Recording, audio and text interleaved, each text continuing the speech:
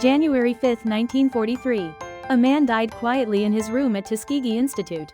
No state funeral, no grand monument, yet the world he left behind was forever changed. He was born a slave.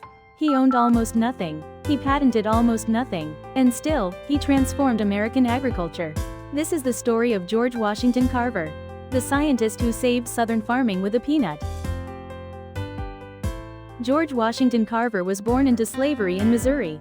The exact year? No one knows. As an infant, he was kidnapped by slave raiders. His mother was never found again. Carver grew up sickly and weak, unfit for field labor. So he turned to something else.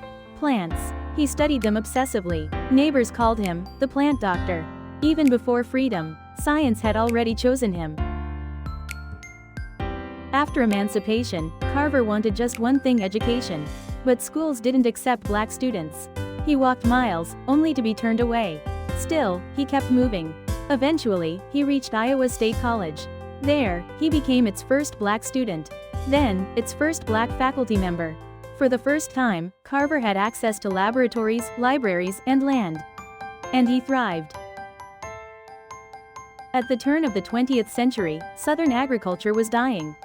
Cotton had exhausted the soil. The boll weevil destroyed what remained.